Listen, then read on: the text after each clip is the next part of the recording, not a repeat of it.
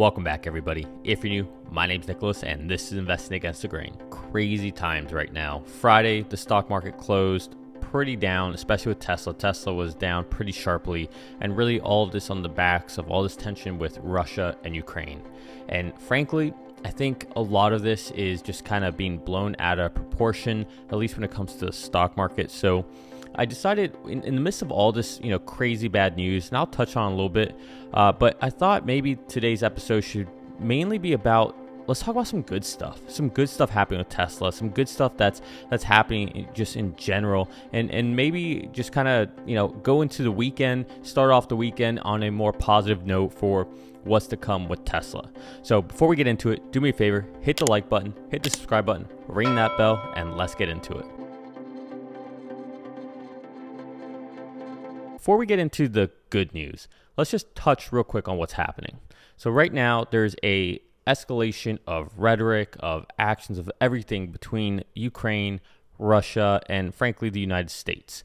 All right. And, if you take a step back and try to be a little bit unbiased or get away maybe from your point of view, at least what I see a lot on the news, as far as what Russia's doing and what we're doing, what we're saying we're going to do, what NATO's saying they're going to do. A lot of times when I don't understand what's happening, I try to put myself in someone else's shoes. So imagine you were Russia and you had a few countries being added into NATO, which is this Western alliance for pro-democracy, and essentially what the countries that dismantled the USSR, the Soviet Union, right? Everything that happened in that era.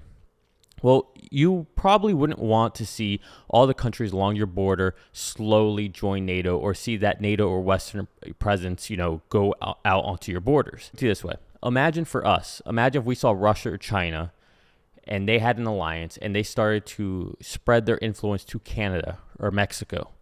We probably wouldn't like that here either. And so there's a lot of rhetoric going on right now with Joe Biden. Friday he did it again, saying that, he's convinced that Putin has made his decision that he's going to invade Ukraine. Yet, up to this point, honestly, Joe Biden's kind of looked a little bit like amateur hour, not knowing what's really going to happen, predicting dates, and then nothing happens. It almost seems like Putin is just leaking these potentially intelligence that Biden says that he has, and it almost seems like Putin's putting these things out intentionally to maybe make Biden look silly. After all, we saw what happened with Afghanistan, right? We've seen what's happened with his COVID reaction. Just everything that's been, Joe Biden has not done the best job. Let's just be frank here. Biden hasn't done the best job. Again, this is a guy who also thinks Mary Barra is the one who's leading the wave of electric vehicle revolution. So just let's start there. Biden keeps missing the beat on this, and instead it seems like he's just kind of making the rhetoric even stronger for a potential conflict with Ukraine and Russia. Now, I'm not saying Russia's not going to do anything. I would never make a prediction like that. And I'm not saying that, we are maybe trying to stoke up all this war rhetoric to maybe deter from elections coming up or the crazy inflation going on here or the horrible presidential ratings that Biden currently has. All these things are plausible, right? But the truth is, regardless of what's happening with all this, it is such an overreaction for the stock market. All right, I get the stock market is fearful of what's going to happen, and mainly the big part of this could be because the sanctions we would place on Russia would be from an oil perspective. We would probably shut off any consumption of oil from Russia to Europe and try to backfill that somehow, somewhere from, probably the Saudis or the United States, maybe somehow from our reserves, which I don't think we would have enough for that even to be sustainable. But what that would do is drive inflation up, because a huge part of the CPI index and the CPI reading is energy. And so we keep seeing energy go up. We're going to keep seeing inflation go up, and it's going to be this on and on and on. And that's what could weigh down on the stock market some more. However, let's be honest, none of this has anything to do with Tesla. Yet Tesla is essentially getting hammered by all of the rhetoric, all the macro effects. So what I decided is, let's take all of that, honestly, the BS that's happening. Let's take that, compartmentalize it, put it over there. And let's talk about some good news that's actually happening with Tesla. Let's talk about some good news that's actually happening that really matters, and things that are substantial and things that are going to help move us forward for a better future, and not all of this politics or rhetoric when it comes to war and all that nonsense. Because the truth is, That's all kind of going backwards, in my opinion. Instead, let's look forward. Let's look to the future. So the first thing I have for you guys is our old friend Jim Cramer. So check out this tweet. He writes, at Elon Musk, I often wonder, Elon, how you could persevere in the face of this level of negativity from people. I was skeptical until I drove one. And this was a response to Elon Musk saying, I was at a lunch with Munger, so the other owner of Berkshire Hathaway, right? You have Warren Buffett and you have Charlie Munger. But he said he was at a lunch with Munger in 2009 where he told the whole table all the ways Tesla would fail. Made me quite sad, but I told him I agreed with all those reasons and that we would probably die, but it was worth trying anyways. And so Elon then said Plaid Model S and X are sublime. And so this was Jim Cramer's response after driving a Tesla vehicle. He drove one and he got it, right? He finally got it. And so I thought this was some good news because, I would say Jim recently has kind of changed his tune when it comes to Tesla, right? All of a sudden, he's a big Elon Tesla fan. So, seeing people like Jim, seeing people like Joe on Squawk Box, like it's good to see them starting to come around, starting to get it. And maybe Elon's not this bad guy everybody thinks he is. All right, so this next one here is about Ford. So Ford CEO is exploring ways to separate its EV business to unlock Tesla-like value. So why is this good news? Well, this is good news on the bigger picture of the proof that this is where the world is moving to. And if we even see one of the oldest car manufacturers in the world go ahead and start talking about potentially splitting off a EV division. Now, Jim Farley has claimed that this isn't true, that they, aren't exploring anything, but it's quite obvious that there's been a lot of rumors about this. You even heard things from GM. And I think if you look at history, a lot of companies who go from a legacy dying technology architecture, they do tend to have a maneuver like this where they spin off a portion or the dying portion of the company. They spin that off, let that die, and they, continue off into the golden era of whatever that given product industry is. In this case, it'd be electric vehicles. The reason this is such good news is because this validates what we've been saying all along with electric vehicles, all right? For every person out there who's been, knocking on the door on this, for the last few years, this just validates everything. So it's great to finally see the, you call them the OEMs, the mainstream car companies coming on board with this, even if Jim Farley's going to deny that this is actually happening. Next up, we have a rumor which, frankly, I don't believe or take too much stock into, but it's still exciting. So let's talk about it. So we got this tweet from Kilowatts. Just got a ride in a Uber owned by Tesla. Yes, you read that right. My Uber driver told me that the Model 3 he is driving isn't his or owned by Hertz, but rather a pilot program being run by Tesla with a small number of highly ranked Uber drivers in California. Now, take this with a grain of salt because, even Kilowatts, said that, there might have been some kind of miscommunication, but he felt that he was asking a very pointed and very specific questions, and these were the answers he was getting back. Now, you never know. There could have just been some miscommunication. Maybe somebody saying something that's just not true, or just, you don't know what the situation is. And I personally kind of doubt that Tesla would be looking for specific Uber drivers when they have all these FSD beta testers out there. When they have internal people, right? This doesn't seem to really add up to me, but you never know. It could be true. Either way, the prospects of this are exciting. And just in general, the prospects of FSD are exciting. And speaking of FSD, so we all know the value of full self-driving, right? We talk about it. We don't even know really. We hypothesize what it could be. We extrapolate ideas of how much value this could bring, how this could change the world. And a lot of people say that is why Tesla is at $1 trillion valuation. That's why they're going to get up to $1,300 this year. But not so fast. Take a look at this. All right, this is from Morgan Stanley. Morgan Stanley analyst Adam Jonas sees autonomous vehicles as overhyped, more than a decade out. This is good news. I'm getting to it. Quote, we view Tesla full self-driving claims as part crowdsourced R&D, part recruiting effort. We remind investors that our $1,300 price target for Tesla ascribes zero value for full autonomous vehicles. So why is that good news? Well, that's good news because what they're saying is The $1,300 or the $1.3 trillion valuation that Morgan Stanley is placing on Tesla has nothing to do with autonomous vehicles, has nothing to do with full self-driving, has nothing to do with robo-taxis. It's just purely on the back of the EV business, the automotive business. That's it. So that is major, because if that's true, then that kind of validates all of these models that we see out there with full self-driving. That means that Tesla is still so undervalued, especially if they do solve full self-driving this year. Or better yet, let me rephrase that. If they solve full self-driving to be better than a human from a safety perspective, that means that it's extremely undervalued. So I thought that was pretty good news. It's very bullish, especially in this kind of chaotic world where Tesla right now somehow is at a lower valuation than where they were a year ago.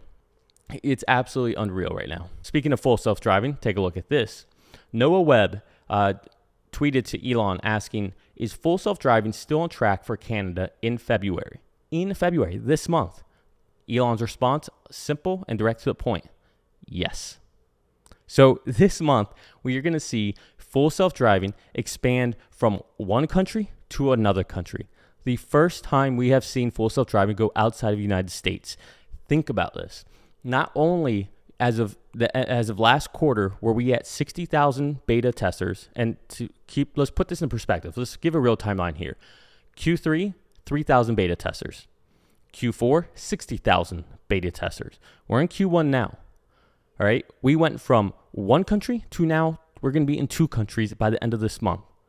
This is crazy, and people don't think it's happening. This just reminds me all over again of electric vehicles. It's people are saying, no, it's not going to happen. It's not there. It's not there. It's not going to happen. Oh, you don't have superchargers. Oh, you don't have this. You don't have that. And then they just kept doing it, and they kept doing it. And next thing you know, everybody looks around, and all of a sudden, wow, there's a lot of Teslas out here. It's going to happen. Same thing's going to happen. You can't stop the innovation of Tesla. It's inevitable. Speaking of Tesla's innovation, take a look at this. Tesla files a patent for a single piece casting. So Tesla has developed a unique for the automotive industry way to produce their cars. Model Y is produced using a single piece casting. Now, that's a little deceiving in the way you read those words. When they say single piece casting, what they're really saying is multiple single piece castings. So you can see you have the front end, you have the back end of the vehicle. They're colored darker and gray there. Those are the single piece castings they're referring to. But the whole point here is that they're eliminating parts. They're making the vehicle infinitely safer, right? They're doing all of this with single piece castings that they can produce in seconds. All right. I'm sure you've seen all the ones from Giga Texas just sitting out there ready to be assembled into vehicles. This is a big deal. This is something that you won't see other automotive companies do, right? This is unique to Tesla. Now, there are other companies that are trying to figure out how to do the same thing, but they're not there. They're definitely not there at scale. They're not putting out vehicles that are doing this, and Giga Texas will be doing this. We already see this in the Model 3s. We see it in Model Ys. So this is happening, and this is a big deal because if they get the patent on this, now, knowing Tesla, they'll probably keep things somewhat open source or allow those patents to be used as long as it's done in a genuine, good nature, not anti-Tesla way. But this is a big deal because this again goes to show the innovation that Tesla has, and more so, what this does is it makes the vehicle even safer. Take a look at this: safety first design. This is Tesla writes, we engineer our vehicles to be the safest in the world with 5-star NHTSA safety ratings overall and in every category. 5-star overall and in every category. Think about that. Every Tesla features exceptionally low probabilities of occupant injury and rollover risk. Active safety features and autopilot come standard, helping to reduce impact severity and prevent accidents from happening altogether. Again, it's just comical when you see all of the consumer reports talking about how Tesla's dropping ratings. Why? Because of how they think Tesla's implementing full self-driving. They think it's unsafe yet. Here we can see Tesla is a 5-star NHTSA rated vehicle, not just overall, but in every single category, 5 stars. Not just that, but they're innovating when it comes to the single piece castings, which make it even safer, even stronger, right? The whole crumple zone, right? It just goes on and on and on. And then we haven't even talked about the structural pack, right? What that does for the vehicle. It does many things from a performance, from a weight perspective, right? Traditionally, like carrying or holding a battery pack would be like you carrying around a sack of potatoes, or having a gas tank in a airplane wing, and you don't have the gas tank built into part of the wing, right? The idea is that you're carrying weight. However, if you incorporate it into the structure of the vehicle, then it becomes one solid mass. And so that has a lot of benefits itself, but also from a safety perspective. And so with Giga Texas, that's also going to be coming. So not just performance, not just better margins, but the safety factor of it. And you might be wondering, well, how is the 4680 battery coming? Well, take a look at this. Talk about some more good news. Tesla at Kato factory, right? That's the pilot line. They just celebrated their 1 millionth 4680 cell in January. So congratulations to them. This is very exciting.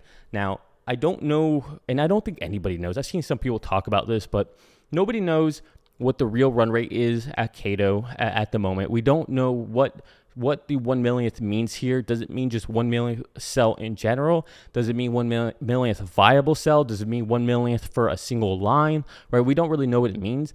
What we know is that they have made a million of these batteries. What we know is that it's definitely viable now, to the point where Elon said on the Q4 earnings call that they'll be shipping vehicles, Model Ys, out of Giga Texas with 4680 batteries. Speaking of Giga Texas, take a look at this. This was a flyover by drone from Jeff Roberts, and this had production Model Ys ready for transport at Giga Texas. Now, we don't really know if these are production Model Ys, but if we just use some context clues, we can kind of figure out that they might be. And so the first thing that we realize is, one, that there's a lot of them. Okay, so I don't think these are being sent out just for crash testing or anything of that nature.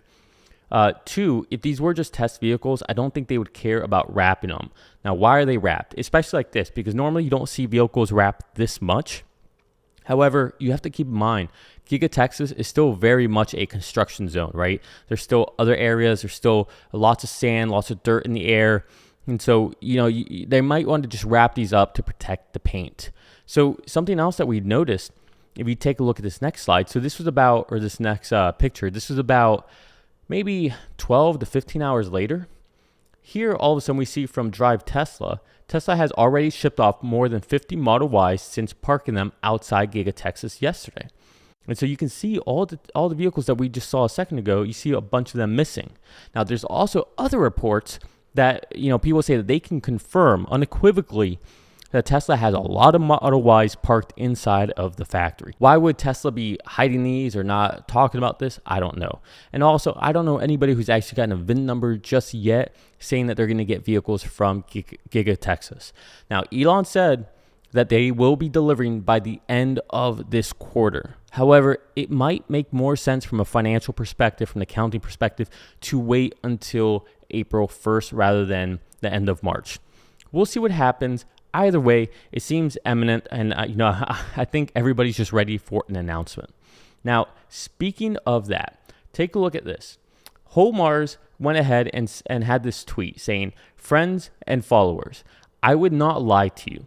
I'm not trying to trick you to make money on stonks or something.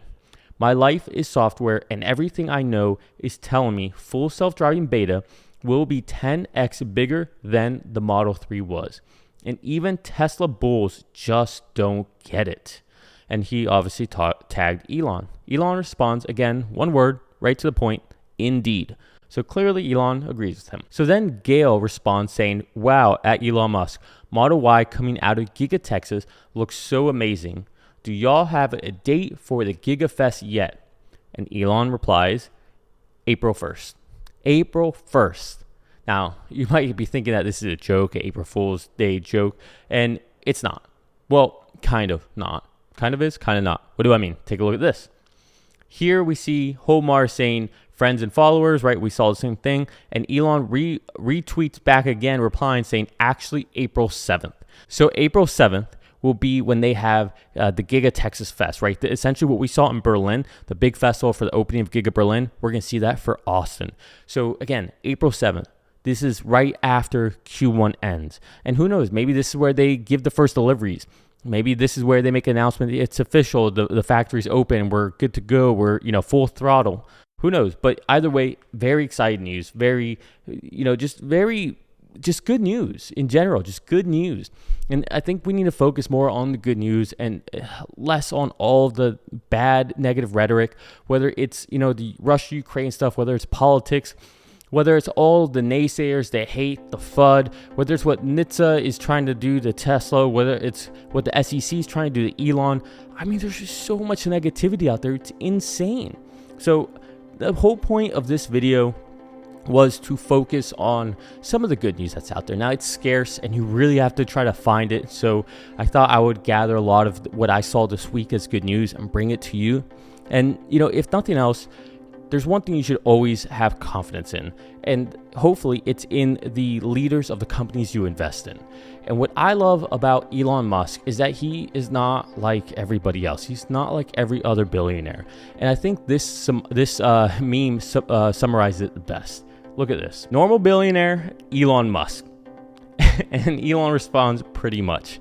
I think this is the best way to sum it up. You gotta love Elon. He's going to tell you like it is. He's not a traditional billionaire that's just doing it for the money, right? He's got bigger goals. He sees a bigger picture. He does it for us. He does it for humanity. He does it for the right reasons. And I think that is the best news of all. All right, we're going to leave it there. Do me a favor. If you enjoy this content, hit the like button, hit the subscribe button, ring that bell. I love you all. Hope you enjoyed this good news. Peace.